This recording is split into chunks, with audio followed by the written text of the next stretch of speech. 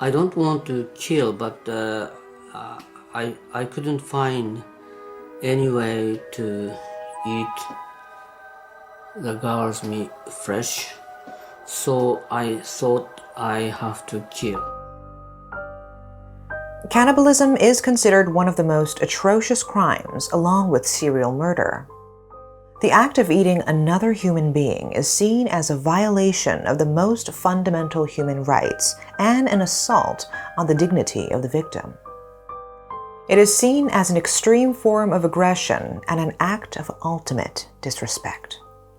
Cannibalism often appears in animation in Japan, and it's in this country where the act made a man who brutally killed a foreign woman and ate her flesh a celebrity. Today we will tell the story of Sagawa Issei, a Japanese man who got away with cannibalism in France but made a name for himself in his home country.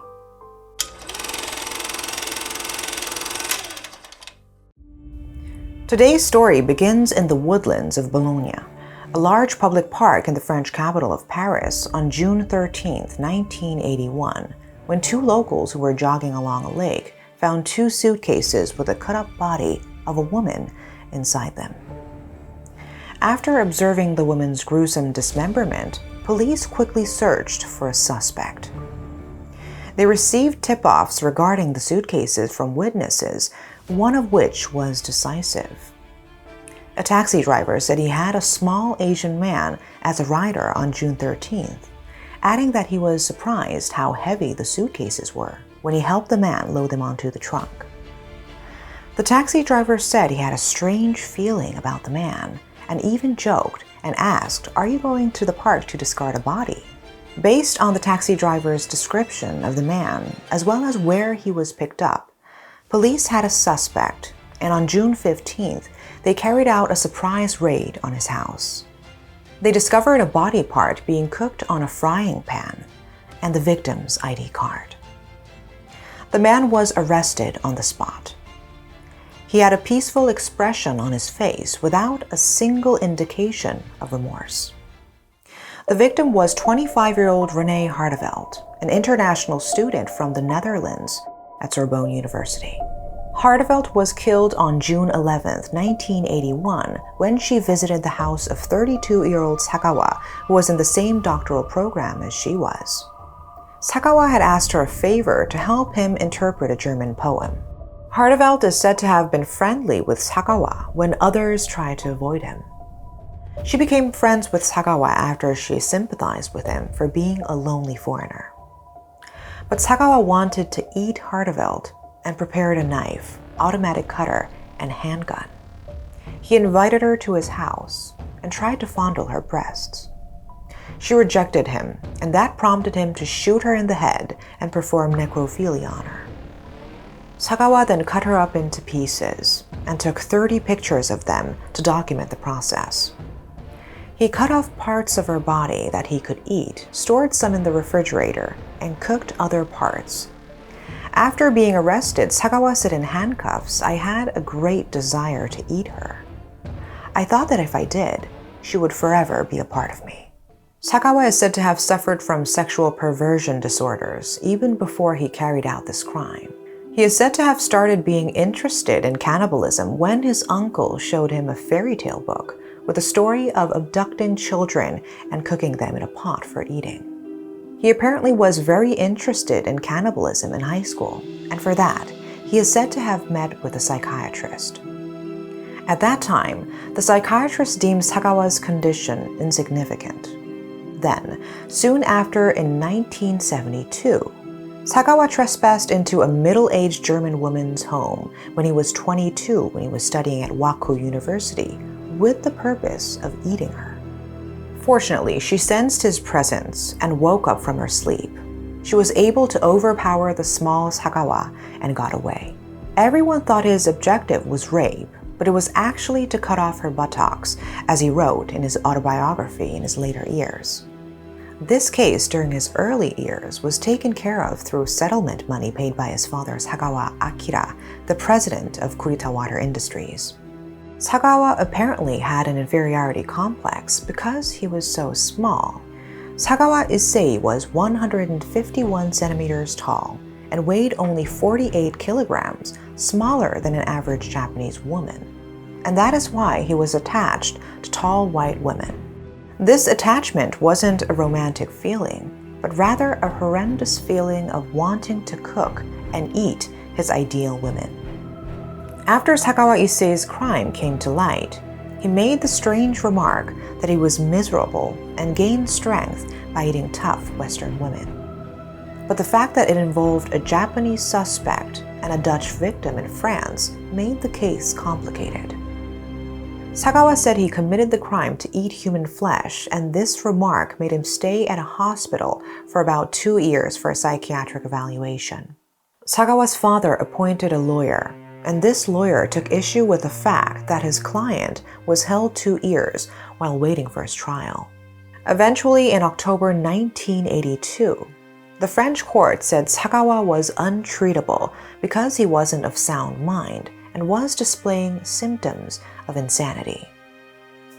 The judge dropped the case and ordered Sagawa to be held at the Henry Collins Psych Ward indefinitely. Then, in 1984, French authorities unexpectedly decided to deport Sagawa to Japan. They had decided to deport Sagawa as there was an immense amount of criticism towards his acquittal in France.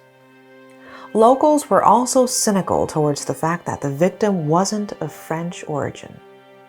Harteveldt's family was promised that Sagawa would face trial in Japan and would never be released. But ironically, since Sagawa's indictment was withdrawn in France, the court documents were sealed, making it impossible for him to be tried in Japan. In addition, Sagawa was transferred to the Matsuzawa Hospital in Tokyo, but psychologists who examined him declared him sane. Japanese authorities had rejected investigative material from France as the case was acquitted, and so there were no grounds for Sagawa to be punished. Eventually, less than 2 years later, on August 12, 1986, Sagawa was discharged from the hospital. That means there was no official punishment for Sagawa in Japan and no official records. This continuously made the press put him in the spotlight, and he became well known as a cannibalist. He said, "The press has turned me into a cannibalism godfather, and I am happy about that. I will always look at the world as a cannibalist." He then moved on to more disgusting actions. In a publication called In the Fog, which he had prepared since he was at the mental hospital, Sagawa grotesquely described how different parts of Harteveldt's body tasted, showing absolutely no guilt towards what he had done. Sagawa even insulted Harteveldt by saying he held up her head after eating her body and saying, "You're really tasty." His autobiography, which detailed his cannibalism, sold over 500,000 copies. It became a bestseller and was even translated into various languages. Japanese TV programs as well as adult movie producers started to exploit his popularity. Sagawa appeared in an adult movie about a club where women voluntarily do drugs, bodies are mutilated, and the stars engage in promiscuous sexual relations. He shot adult movies with white stars, and he was even invited to a public TV station to host a cooking show where he talked about how raw meat tasted. He even appeared in a steak commercial on Japanese TV as the main star. He also made money by drawing the naked bodies of women. In this way, he lived like a celebrity from 1986 to 1997. But then, with the popularity of the internet in the late 1990s, condemnation towards his crimes started. There were many cannibalists around the world at the time, but he was the only one who detailed them in his memoirs and made money from it. There had never been a criminal who ate raw steak like him and described the quality of the meat, as well as starred in a TV commercial. In addition, he expressed no sense of guilt or remorse when he was on TV, smiling all the time and being loud. Then his family's business collapsed, and his father fell deep into debt. In 2005, at the age of 90, Sagawa's father Akira passed away from a cerebral infarction. Sagawa's mother, Tomiko, coldly ignored her son at her husband's funeral. A day after her husband's mourning period, Tomiko committed suicide, and in her dying wishes, she said her husband's inheritance shouldn't be passed to their son. Akira had sold his house and sold his assets to repay his debt, and Sagawa Issei was expelled to a small house provided by his younger brother, Sagawa Jun.